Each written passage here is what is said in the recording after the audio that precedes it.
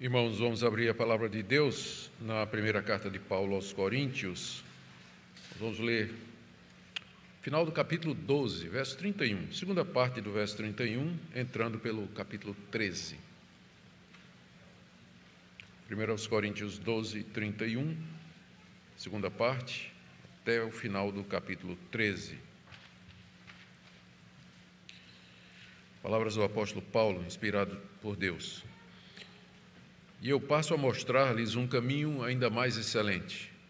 Ainda que eu fale as línguas dos homens e dos anjos, se não tiver amor, serei como o bronze que soa ou como o símbolo que retine. Ainda que eu tenha o dom de profetizar e conheça todos os mistérios e toda a ciência, ainda que eu tenha tamanha fé a ponto de transportar montes, se não tiver amor, nada serei. E ainda que eu distribua todos os meus bens entre os pobres, e ainda que entregue o meu próprio corpo para ser queimado, se não tiver amor, isso de nada me adiantará. O amor é paciente e bondoso, o amor não arde em ciúmes, não se envaidece, não é orgulhoso, não se conduz de forma inconveniente, não busca os seus interesses, não se irrita, não se ressente do mal.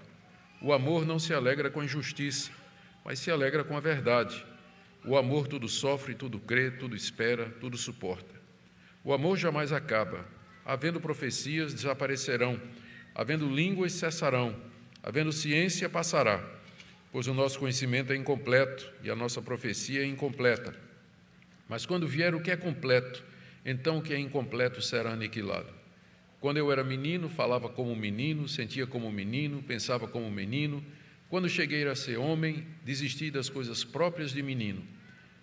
Porque agora vemos como num espelho de forma obscura, depois veremos face a face.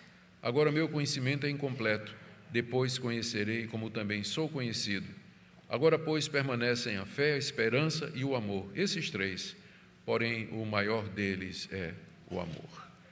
Até aqui a leitura da palavra de Deus. Oremos mais uma vez. Pedimos, nosso Pai, que o Senhor ilumine o nosso entendimento, a compreensão desse capítulo tão importante da Tua Palavra, e que o Senhor aplique o ensinamento do apóstolo inspirado por Ti aos nossos corações. É o que pedimos em nome de Jesus. Amém. Queridos, a igreja de Corinto era uma igreja que estava muito preocupada em obter dons espirituais, porque ela entendia que aquilo era a marca da verdadeira espiritualidade. O apóstolo Paulo, porém, aqui no capítulo 13 da sua primeira carta, procura trazer a igreja para o caminho certo. Existe algo que é mais importante do que o exercício de dons espirituais, ainda que esses dons sejam extraordinários, que é o amor. Isso é o que ele diz aí no final do capítulo 12, no verso 31, segunda parte, quando ele diz: e eu passo a mostrar-lhes um caminho ainda mais excelente. Há um caminho mais excelente do que ser uma igreja onde todos os dons espirituais se manifestem na forma máxima, e esse caminho é o amor. O apóstolo Paulo está fazendo isso porque a igreja de Corinto, apesar de buscar os dons espirituais, era uma igreja extremamente problemática. Era uma igreja que estava dividida, era uma igreja que tinha problemas de imoralidade, havia um irmão processando o outro por conta de uma herança e tinha levado o assunto para os tribunais da cidade. Havia muitas dificuldades morais e espirituais na vida da igreja de Corinto, embora teologicamente fosse uma igreja onde não há reparo. Paulo não faz nenhuma crítica doutrinária à igreja, a teologia da igreja era boa, o problema era a reação e a relação dos irmãos entre si, que era extremamente complicada. Por isso, para uma igreja assim, Paulo escreve: eu vou mostrar para vocês um caminho mais excelente, que é exatamente o amor, que era o que estava faltando àquela igreja. Faltava amor entre os seus membros e dos membros para com Deus. São três coisas que Paulo diz aqui para destacar a importância do amor em contraste com os dons espirituais. Primeiro, só o amor no final é que conta, do verso 1 até o verso 3. Depois, o amor sempre triunfa, do verso 4 até o verso 7. E, por fim, só o amor permanece, do verso 8 até o verso 13. Vejamos o que Paulo nos ensina aqui. Em primeiro lugar, só o amor é que conta, do verso 1 até o verso 3. Note a estrutura da passagem. Ele diz, no verso 1, ainda que eu fale as línguas dos homens e dos anjos. Verso 2, ainda que eu tenha um dom de profetizar, e ainda na metade do verso 2, ainda que eu tenha tamanha fé, e verso 3, ainda que eu distribua todos os meus bens. Esse ainda que significa, é o que chamamos de uma hipérbole. Não quer dizer que essas coisas aconteçam e que sejam verdadeiras, mas que ainda que acontecessem, o amor seria maior do que elas. Quando ele diz, ainda que eu falasse língua dos homens e dos anjos, ele não está dizendo que existe alguém que tenha o dom de línguas e que seja capaz de falar em todos os idiomas humanos ou falar na língua dos anjos. Ele está dizendo que ainda que houvesse, o amor ainda seria maior. Se essa pessoa não tivesse amor, isso aí não valeria nada. A mesma coisa no verso 2, ainda que eu tenha um dom de profecia e conheça todos os mistérios e todas as ciências. Não existe, ainda que tivesse um profeta que conhecesse todos os mistérios de Deus, tivesse todo o conhecimento espiritual, se esse profeta não tivesse amor, ele nada seria. Mesma coisa na metade do verso 2, ainda que eu tenha tamanha fé a ponto de transportar montes.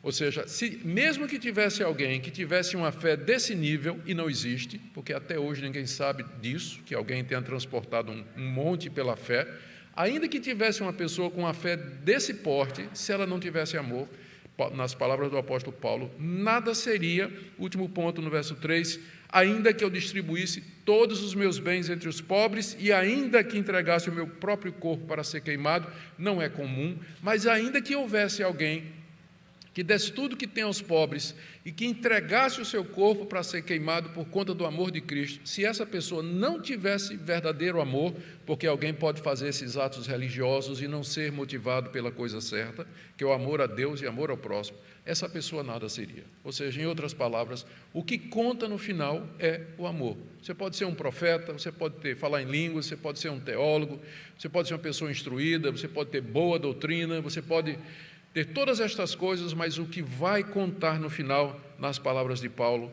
é o amor. Se você não tiver amor, no verso 1, você é como o símbolo que retine, faz muito barulho, mas é oco. Não é? No verso 2, você tem o dom de profetizar e o dom da fé, mas no final, diz aí no verso 2, se não tiver amor, você não é nada. E também no final do verso 3, se não tiver amor, isso de nada me adiantará. Não me adianta aqui nesse mundo, nem no mundo vindouro.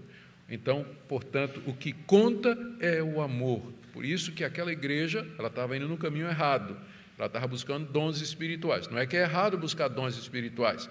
O problema é quando se dá prioridade a isso e se esquece de algo mais importante, que é o amor. Podemos dizer a mesma coisa com relação a outras igrejas que dão prioridade a determinadas coisas que são boas, que são legítimas, mas esquecem de cultivar o amor, o relacionamento dos membros, esse amor que, no final das contas, é o que vai contar. A segunda parte do que Paulo está dizendo, está aí do verso 4 a 7, ele está falando que só o amor triunfa. Ele faz isso da seguinte maneira, ele fala do amor como se fosse uma pessoa, é o que a gente chama de personificação. Ele fala do amor como se fosse uma pessoa. E aí ele vai dizer o que é que o amor é, o que é que o amor não faz e o que é que o amor faz. Para isso, com isso, deixar claro do que tipo de amor ele está falando, porque os coríntios poderiam pensar que amor, como muita gente pensa hoje, que amor é uma questão de sentimento, é você sentir alguma coisa boa por alguém, uma disposição assim, um sentimento gostoso e uma disposição positiva para com aquela pessoa.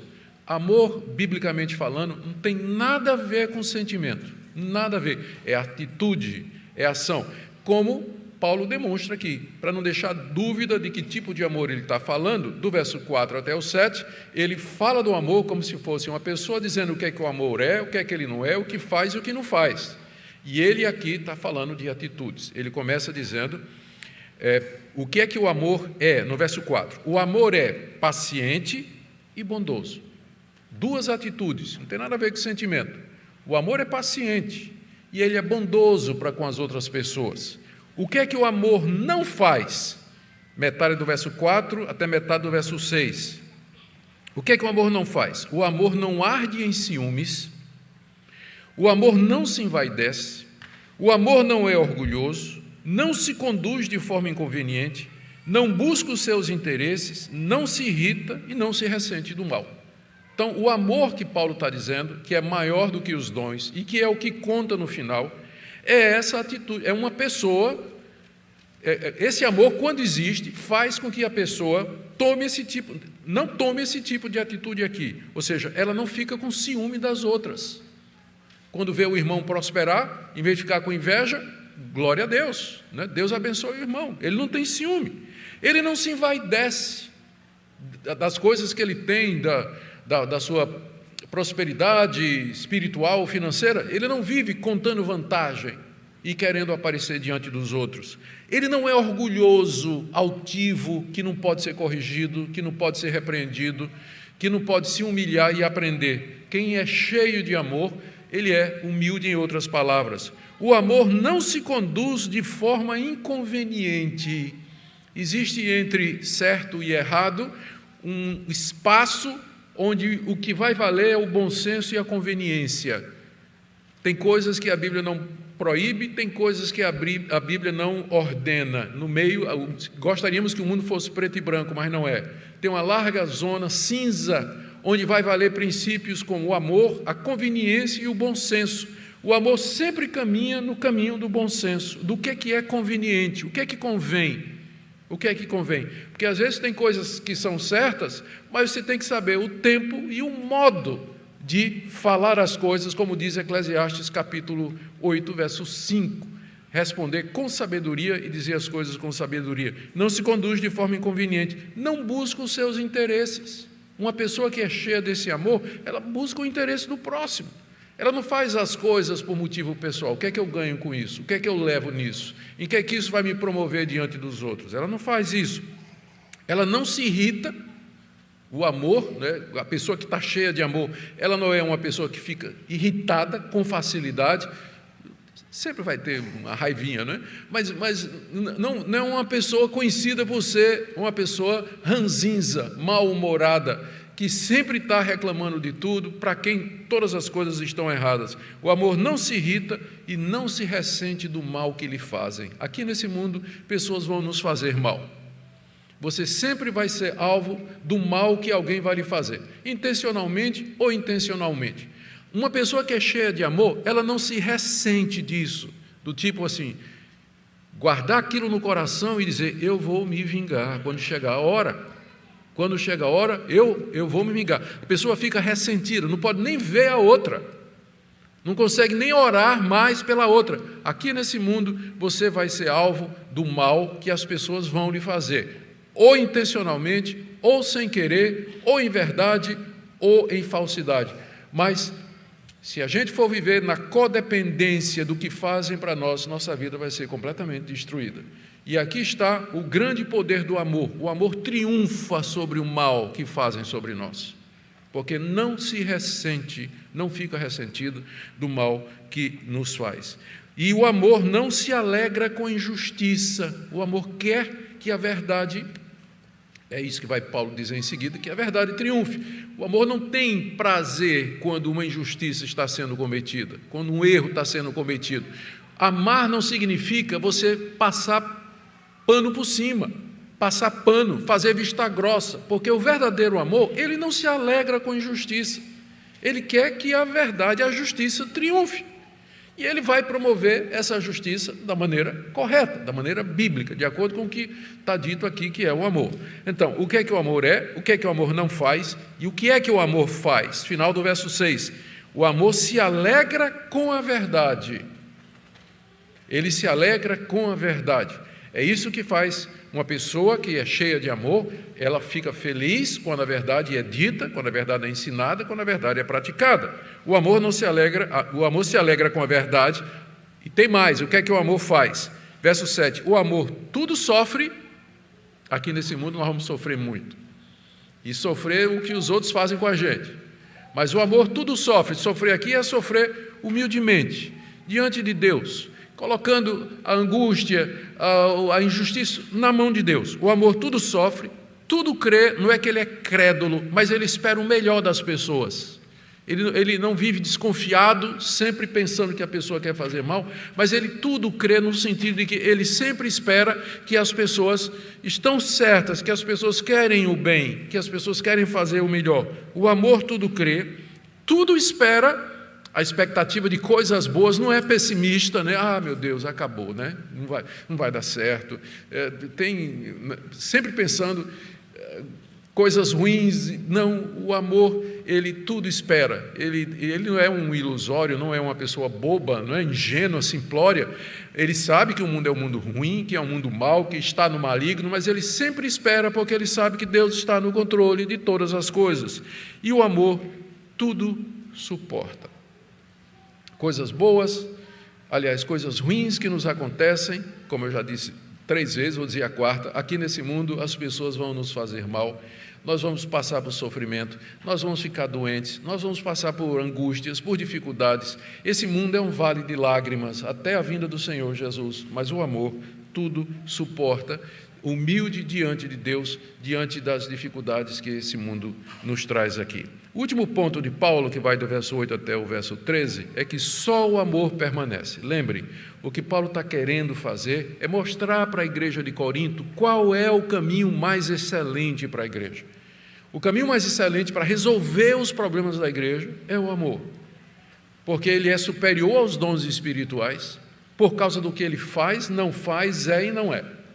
Você vê que essa descrição mostra como o amor triunfa sobre todos os males.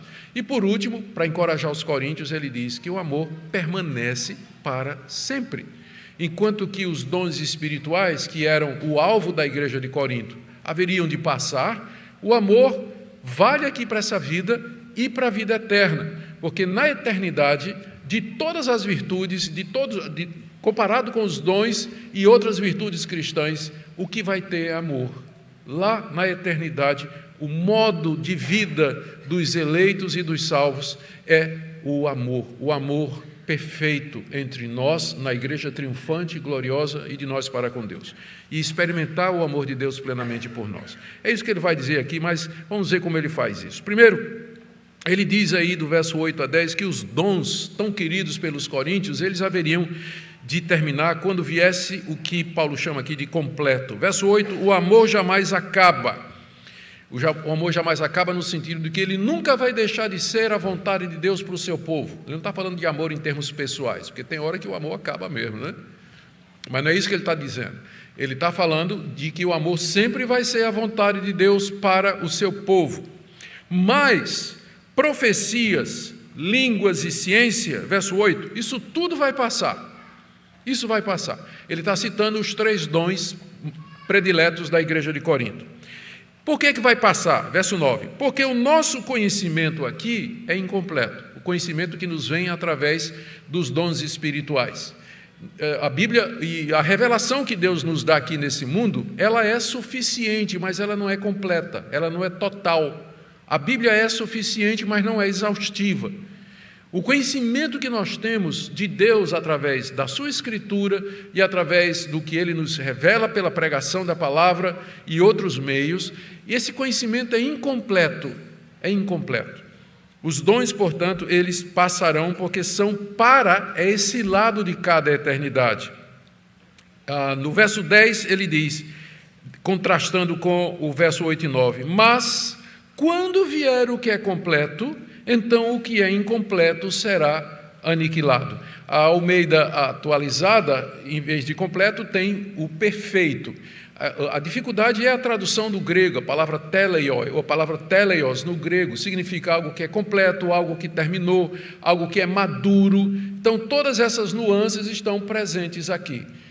O que Paulo está dizendo é que vai chegar alguma coisa completa que vai anular a necessidade dos dons que são incompletos. Então as pessoas têm perguntado o que é esse completo, o que é esse perfeito que Paulo fala aqui, que quando vier os dons cessarão. Alguns acham que Paulo está falando do próprio amor, quando a igreja aprender a amar, ela não vai precisar mais de dons. Eu não preciso nem desconstruir essa interpretação, é óbvio que não é isso que está falando.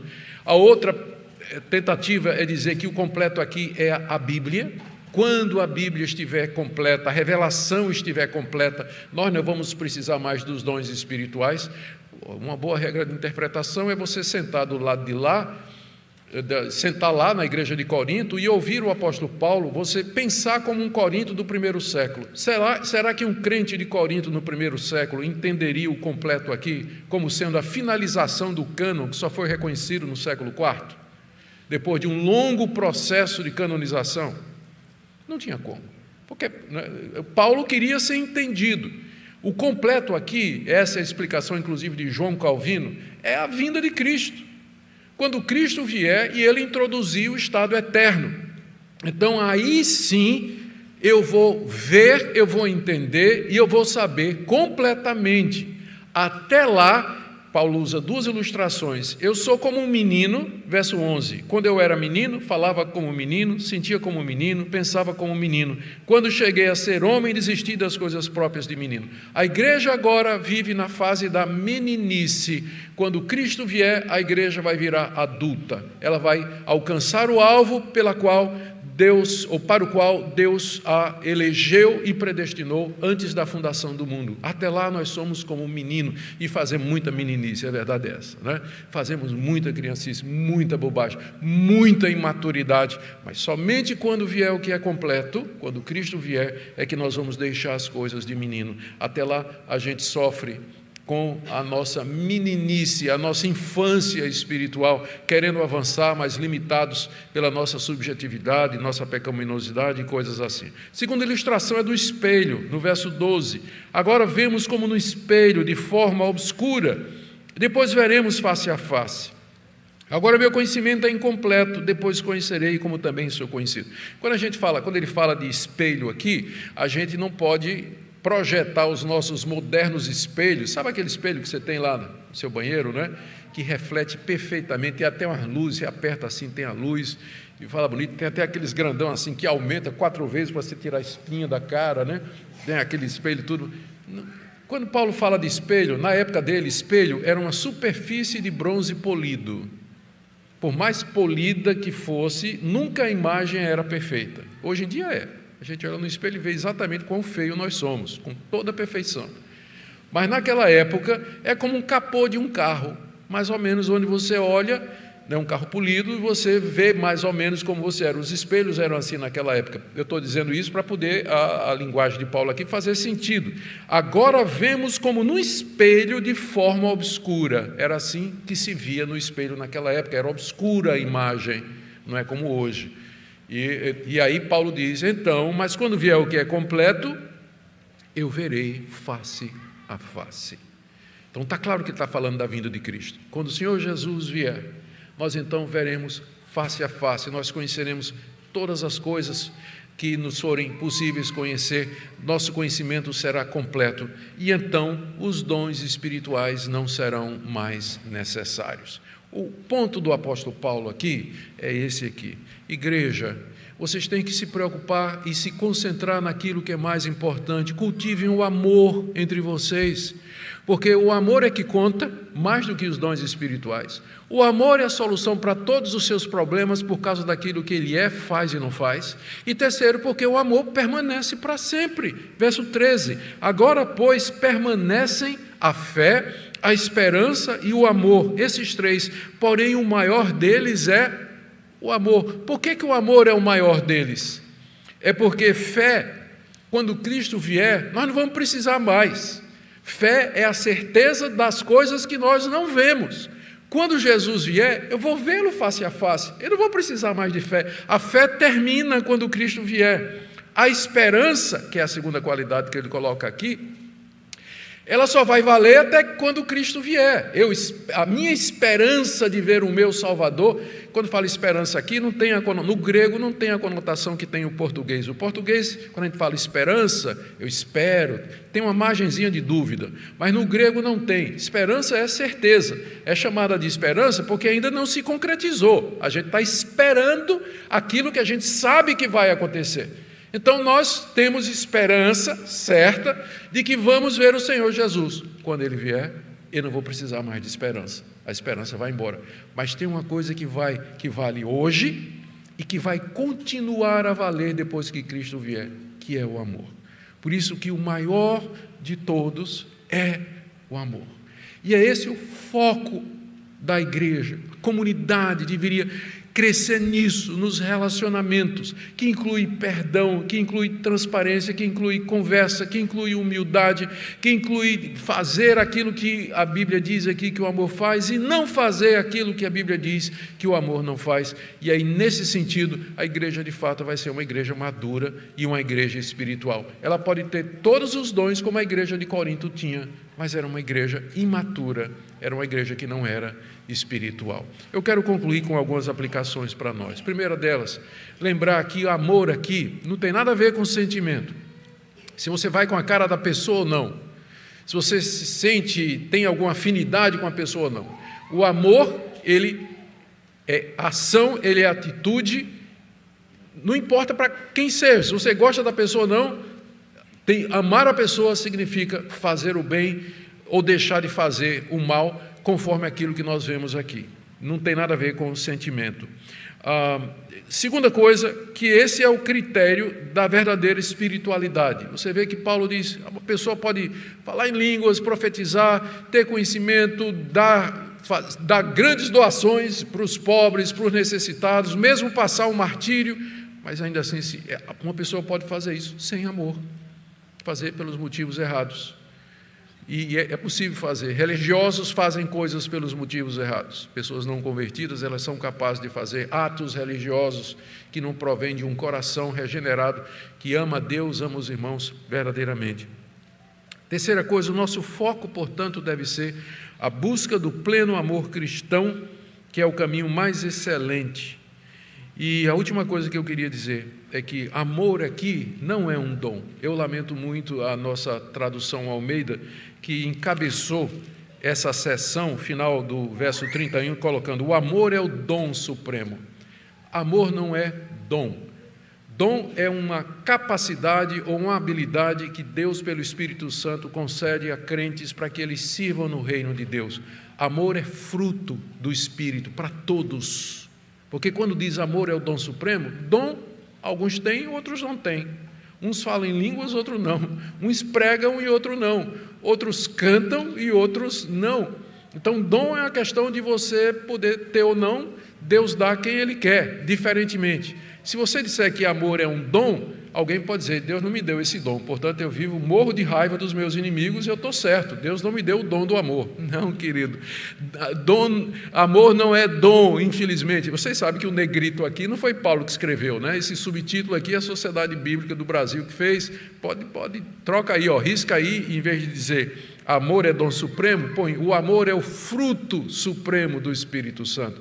E aí todos têm que ter. Todos. É para você, é para mim, é para o jovem, para o adulto, o homem, mulher, todos crentes em Jesus, eles têm que viver essa vida em amor. Que Deus nos dê um derramamento do seu amor, queridos. Que essa igreja seja uma igreja que, de fato, seja madura nesse sentido. E aqui eu deixo o meu apelo prático. Examine o seu coração. Diante dessa exposição, tem alguém com quem você precisa se reconciliar? Tem alguém a quem você precisa pedir perdão? Tem alguém a quem você precisa fazer o bem? Tem alguém com quem você está ressentido? Existe alguma coisa que você possa fazer para abençoar, ajudar a vida de alguém? Esse é o ponto da passagem que eu queria deixar aqui para nós nessa manhã. Vamos orar. Te damos graças, Pai, pela Tua palavra. Te damos graças porque ela é como espada que penetra no nosso coração.